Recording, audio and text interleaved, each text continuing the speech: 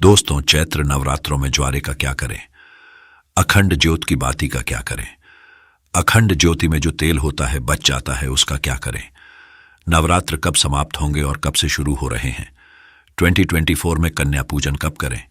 कितने व्रत पड़ेंगे? हरे भरे जौ का क्या करें? दोस्तों, आज हम जानेंगे सब कुछ इस वीडियो में। हे माता रानी, जो आपकी इस वीडियो को सच्चे दिल से लाइक करें, उसकी गरीबी जन्म जन्मांतर की परेशानी दूर कर देना।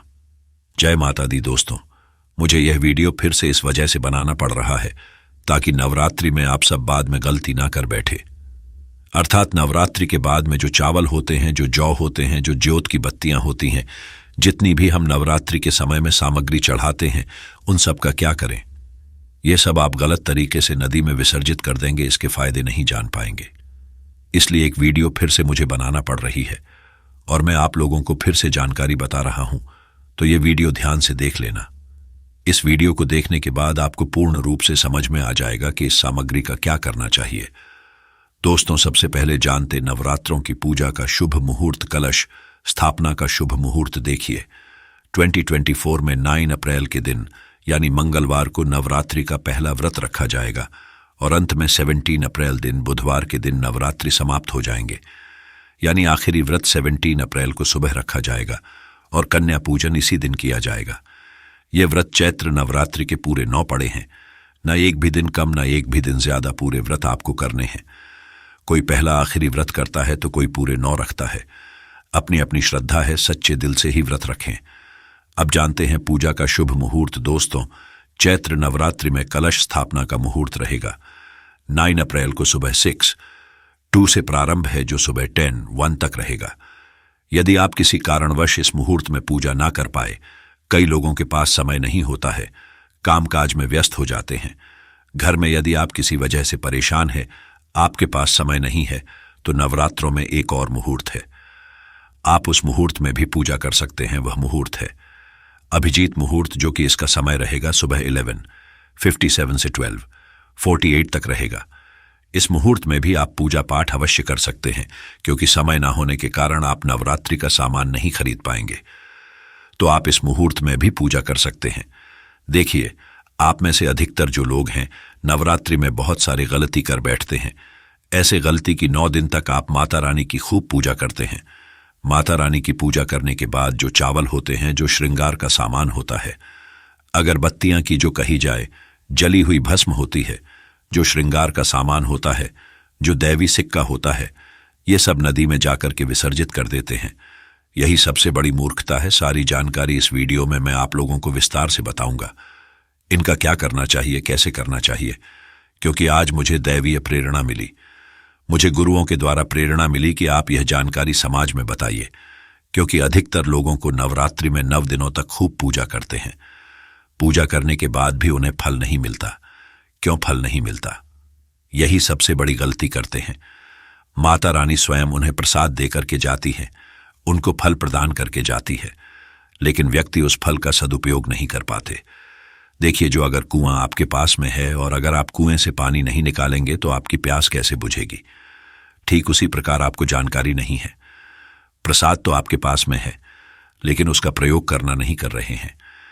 कहने का मतलब है, मैं जो तरीका बताऊंगा, इस तरीके से आपके जीवन में चल रही परेशानी, गरीबी, रोग, दोष, तकलीफ, हर प्रकार की मनोकामना की पूर्ति होगी। वीडियो को ध्यान से देखना। आज मुझे अपने गुरुओं के द्वारा प्रेरणा मिली है, माता आदिशक्ति के द्वारा प्रेरणा मिली है, इसलिए यह जानकारी बता रहा हूं। वैसे यह जानकारी आपको जन कल्याण करना। अगर हमारी वीडियो में बताए गए उपाय से किसी एक भी व्यक्ति का भला होता है, तो हमें भी पुण्य की प्राप्ति होती है, हमें भी अच्छा लगता है और हमें भी काफी आशीर्वाद आप सभी दर्शकों का प्राप्त होता है। माता रानी की कृपा प्राप्त होती है। तो चलिए, मैं समय न लेते हुए आज की जो वीडियो है वह 15 मिनट की जरूर बनने वाली है। 15 मिनट तक हो सकता है आज की वीडियो बन जाएगी, इससे भी छोटी बन सकती है, लेकिन पूरी जानकारी विस्तार से बताऊंगा। ध्यान से देखना। नवरात्रि के समय में आप कौन सी गलती करते हैं जिससे आप निर्धन रह जाते हैं? तो देखिए, ऐसा कहा गया है कि अधिकतर लोग जो चावल होते हैं, ध्यान से सुनिए, पूजा पाठ करने के बाद जो बचे हुए चावल होते हैं, माता रानी को जो हम चढ़ाते हैं, वही चावल की मैं बात कर रहा हूं, ना कि जो ढेर सारे चावल रहते हैं उनकी।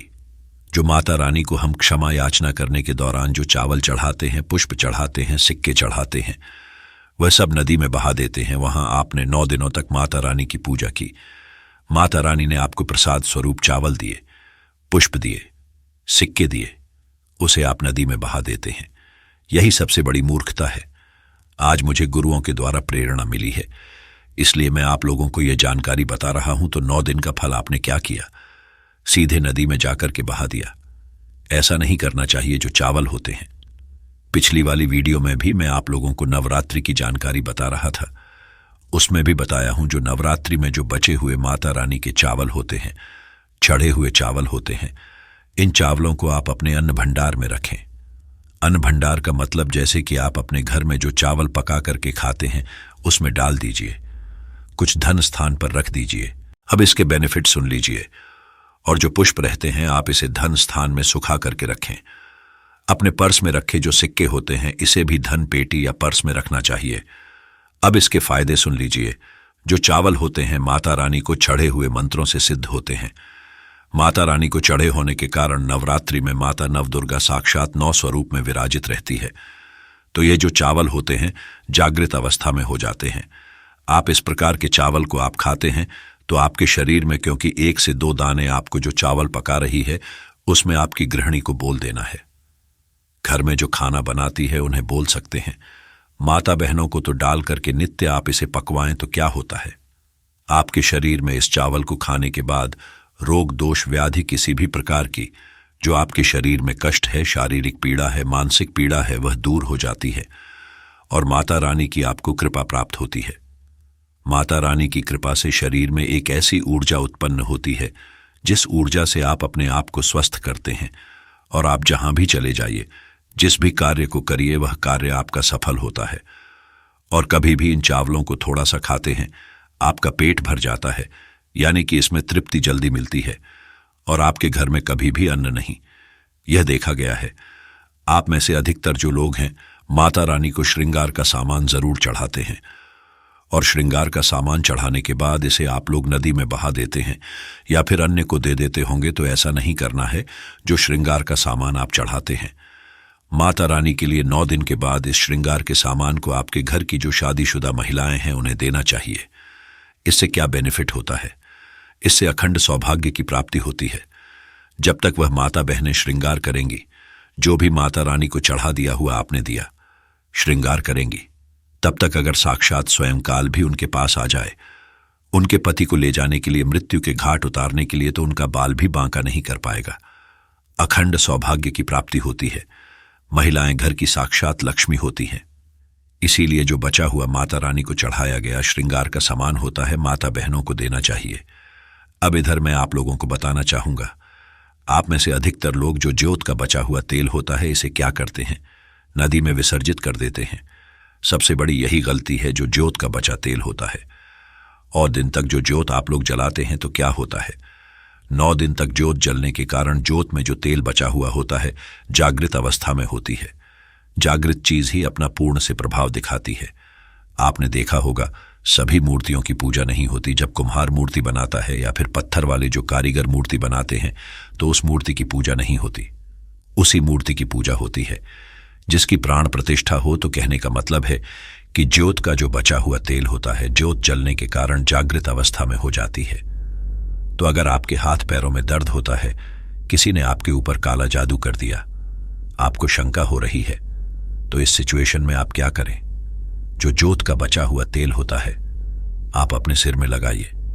शरीर के 7 हिस्सों में लगाना होता है। सिर में लगाइए, आप अपने कंठ में लगाइए, आप अपने हृदय में लगाइए, आप अपने जो जांघों में लगाइए और हो सके तो आप अपने जो शरीर के आपको 7 हिस्सों में लगाना होता है। तो शरीर पे कैसा भी तंत्र विकार लगा हो, किसी ने काला जादू, भयंकर काला जादू कर दिया हो, जिसका तोड़ बड़े बड़े कहा जाए तो जो ओझा लोग होते हैं तो ओझा लोग भी नहीं कर पा रहे हैं, तो ओझा लोग से भी ज्यादा पावरफुल काम करेगा। ये माता रानी की साक्षात कृपा होती है। तत्काल देखना 5 मिनट में आराम मिलेगा। आज हमें हमारे गुरु के द्वारा इस वजह से प्रेरणा मिली कि यह जानकारी समाज में बताई जाए। इस जानकारी से आपका भला होगा। अब जो ऊंझा लोग हैं इनके चक्कर आपको लगाने की जरूरत नहीं है और दिन तक पूजा करते हैं। पूरे 1 साल के लिए जोत का बचा हुआ तेल बचा करके रखें। सिर होता है, सिर दर्द वाले हिस्से पर लगा सकते हैं। अगर किसी कारणवश कभी कभी ग्रह नक्षत्रों की पीड़ा के कारण सिर दर्द होता है तो वह सिर दर्द होना बंद हो जाता है। यानी कि जितनी भी परालू है, राहु है, केतु है, दुष्ट शक्तियों के द्वारा आपको सताया जा रहा है, तो ये तेल 7 हिस्से में बस लगाना होता है। शरीर के 7 हिस्सों में लगा लीजिए, सिर, पैर, हाथ, कोहनी, या फिर आप अपने हृदय में लगा सकते हैं, कंठ में लगा सकते हैं। इस प्रकार से आपको 7 हिस्सों का चुनाव करना होता है। तो कैसी भी आपके जीवन में परेशानी हो, शरीर में शारीरिक पीड़ा हो, सारी पीड़ा दूर हो जाती है। चलिए मैं आप लोगों को बताना चाहूंगा। अगरबत्ती की जो भस्म आप जलाते हैं, या फिर आप गोबर के कंडे जलाते हैं, या फिर आप माता रानी के लिए जो भी चीजों को जलाते हैं, तो इनकी भस्म का क्या करना चाहिए। जलाने के बाद जो अंतिम चीज होती है वह चीज भस्म होती है। भस्म का क्या करना चाहिए, तो पूरे साल के लिए, 1 साल के लिए इस प्रकार की भस्म को बटोर करके रखना चाहिए। जो अगरबत्ती की भस्म है, या फिर कहा जाए गोबर के कंडे की भस्म रखी है, क्योंकि माता रानी को हम जो कच्ची धूप जलाते हैं उसकी भस्म भी काफी सारी हो जाती है। क्या इसे मैं नदी में बहा देना चाहिए? अगर ज्यादा है तो नदी में बहा दीजिए। बाकी कम से कम आपको 1 साल के लिए आपको यह भस्म अपने पास में जरूर रखनी चाहिए। मैं भस्म के बेनिफिट बता रहा हूं और इसके फायदे बता रहा हूं। इससे पहले अभी तक जय माता दी नहीं लिखा है तो जय माता दी लिख दीजिए। अगर आप जय माता दी लिखते हैं तो हमें भी काफी गर्व होता है, और हम जो जानकारी बताते हैं उसमें हमें आनंद मिलता है। तो जो भस्म होती है, इसका क्या करना चाहिए। अगरबत्ती की जो भस्म होती है, इसे पूरे 1 साल के लिए आपको बचा करके रखना होता है, और इसे थोड़ी थोड़ी आपको खानी होती है। अगर आप चाहते हैं कि आपकी अध्यात्म उन्नति हो, आपकी प्रगति हो, तो यह थोड़ी थोड़ी मात्रा में खाना शुरू कर दीजिए। आपके जो सोचने समझने की क्षमता है इतना ज्यादा पावरफुल हो जाएगी कि आपके आसपास में रहने वाले लोग जितना सोचते हैं उससे 1000 गुना ज्यादा आपकी सोच बढ़ जाएगी। जिस भी कार्य को करने के लिए जाएंगे उस कार्य में आपको तरक्की मिलना शुरू हो जाएगी। और एक खास बात, छोटे बच्चों को गांव में चाहे शहर में रहते हैं, कहीं भी रहते हैं, नजर तो बहुत ही जल्दी लग जाती है। तो जो अगरबत्ती की भस्म होती है, माता रानी के लिए 9 दिनों तक आपने भस्म जला करके रखी है, उस भस्म का थोड़ा सा तिलक आप जो हैं उनके मस्तक पर लगाइए। या फिर चाहते हैं तो जिस हिस्से में दर्द हो रहा है, जैसे कि पेट में अचानक से दर्द हो रहा है, कई लोग प्रेत वगैरह डाल देते हैं, ये सब अधिकतर देखा गया है, इसलिए मैं जानकारी बता रहा हूं। तो उस हिस्से पर आप जो है इस भस्म को रगड़ दीजिए, अच्छी तरीके से भस्म लगा दीजिए। तो पेट में अगर प्रेत लगा हो, प्रेत भस्म हो जाएगा, बाहर निकल जाएगा। सिर दर्द हो रहा है, सिर में लगा दीजिए। यानी कहने का मतलब है कि यह आपके हर प्रकार के दुख, तकलीफ, बाधाओं को दूर करने का काम करता है। नित्य खाएंगे, अपने छोटे बच्चे को खिलाना शुरू कर दीजिए। पढ़ने लिखने में कमजोर है, ऐसे में जो बुद्धि है स्थिर हो जाएगी। कई लोग पढ़ने लिखने को बांध देते हैं, कई लोग किसी की किस्मत को बांध देते हैं। तो इन सारी समस्याओं से छुटकारा पाना चाहते हैं तो इस भस्म का तिलक प्रतिदिन जरूर लगाइए। अगर इनका तिलक लगाते हैं तो फिर यह अति उत्तम है, सोने पर सुहागा होगा आपके लिए। और आपके बच्चे की जो पढ़ने लिखने की जो क्षमता है काफी बढ़ जाएगी। आप जहां भी जाए आपको भी अध्यात्म उन्नति मिलेगी। इस भस्म का जब तक तिलक आपके सिर पर लगा रहेगा, कोई भी आपका बाल बांका नहीं कर पाएगा। अगर आपके ऊपर कोई व्यक्ति तंत्र विकार करता है, करने का प्रयास भी करेगा, तब भी नहीं लगता है। हमारे चैनल का मकसद है जनहित एवं जन कल्याण करना। आइए जानते हैं कि ज्योत की बाती का क्या करना चाहिए। आप में से अधिकतर लोग या तो नदी में बहा देते हैं ज्योत की बाती को, या फिर आप में से जो अधिकतर लोग हैं ये धन स्थान पर रखते हैं, इससे फायदा नहीं मिलता। ज्योत की बाती हमेशा जागृत अवस्था में रहती है। ध्यान से सुनना, ज्योत की बाती को हमेशा आप जो है अपनी बाजू पर पहनना, बाजू बंद की तरह आपको इसे पहनना चाहिए। इसे भुजा में पहनना चाहिए। हमारे कई ऐसे तांत्रिक महात्मा तथा कई सारे से तांत्रिक लोग हमारे साथ जुड़े हैं। तांत्रिक महात्मा भी है। तांत्रिक महात्मा क्यों बोल रहा हूं? क्योंकि उन्हें तंत्र की भी जानकारी है। वह एक प्रकार के महात्मा भी है, उन्हें धर्म की जानकारी भी है। तो मैं उन्हीं के आधार पर मैं जानकारी बताऊंगा कि ज्योत की बाती को हमेशा बाजू में बाजू बंद की तरह पहनना चाहिए। अगर लड़की है तो लड़की इसे अपनी भुजा में आपको इसे पहनना चाहिए। क्यों पहनना चाहिए? क्योंकि यह कोई साधारण बत्ती नहीं है, यह साक्षात मां दुर्गा का आशीर्वाद होता है। यह साक्षात मां दुर्गा की कृपा होती है, प्रसाद होता है। 9 दिन तक अखंड जलने के कारण यह चैतन्य हो जाता है। इसमें प्राण आ जाते हैं, इसमें शक्ति आ जाती है। इसलिए इसे पहनने के बाद निम्न प्रकार के फायदे मिलते हैं। अगर आप इस प्रकार के फायदे लेना चाहते हैं तो यह ज्योत की बाती अवश्य धारण करें। इसको धारण करने के बाद जो 9 प्रकार के फायदे कहे हैं संत महात्मा ने, वही फायदे मैं आप लोगों को इस वीडियो में बताऊंगा। अभी तक कमेंट बॉक्स में जय माता दी नहीं लिखा है तो जय माता दी लिख दीजिए, और वीडियो को लाइक नहीं किया है तो वीडियो को लाइक कर दीजिए। प्रथम फायदा अकाल मृत्यु एवं दुर्घटना से बचाता है। अगर कोई भी व्यक्ति इसे बाजू में पहनता है, धारण कर है, तो ऐसे व्यक्ति की कभी भी दुर्घटना नहीं होती। ऐसे व्यक्ति की कभी भी अकाल मृत्यु नहीं होती, क्योंकि ऐसे व्यक्ति के साथ में साक्षात मां दुर्गा की शक्तियां चलती हैं। यह जो आप धागा धारण कर रहे हैं ना, यह आप जो बाजू में बाती पहन रहे हैं, यह कोई साधारण बत्ती नहीं है। यह साक्षात नव दुर्गा का आशीर्वाद होता है। एक प्रकार का सुरक्षा कवच होता है, तो इसे पहनने के बाद कभी भी अकाल मृत्यु नहीं होती एवं दुर्घटना से यह हमेशा बचाव करने का काम करता है। इसका दूसरा फायदा नजर दोष एवं तंत्र बाधा से बचाता है। आप में से अधिकतर लोग हमें बोलते हैं कि नजर दोष से परेशान रहते हैं। क्या करें? तो अगर आप नजर दोष से बचना चाहते हैं, आप चाहते हैं कि आपकी अध्यात्म उन्नति में किसी की नजर दोष ना लगे, आपकी उन्नति हो, प्रगति हो, तो बिल्कुल ही इसे धारण करिए। नजर दोष एवं तंत्र बाधा से बचाता है। कितना बड़ा तांत्रिक व्यक्ति क्यों ना आपके ऊपर में तंत्र क्रिया कर दे, वह तंत्र क्रिया नहीं लगेगी। सदा आप बच्चे रहेंगे। इसका तीसरा फायदा भूत प्रेत एवं नीच शक्ति से बचाता है। आप कहीं भी मरघट में जाकर के सो जाए, इसको पहनने के बाद भूत प्रेत आपका बाल भी बांका नहीं कर पाएगा। तो भूत प्रेत एवं नीच शक्ति से इसको पहनने के बाद हमें बचाव होता है। इसका चौथा फायदा लक्ष्मी की पूर्ण कृपा प्राप्त होती है। जो लोग चाहते हैं कि माता लक्ष्मी सिद्ध हो जाए, उनके जीवन में उनकी कमी ना हो, तो ऐसे व्यक्ति इसे अवश्य धारण करें। लक्ष्मी माता की पुण्य कृपा प्राप्त होता है एवं नव दुर्गा का आशीर्वाद भी मिलता है। इसका 5वां फायदा, अभी तक वीडियो को लाइक नहीं किया है तो लाइक जरूर कर देना।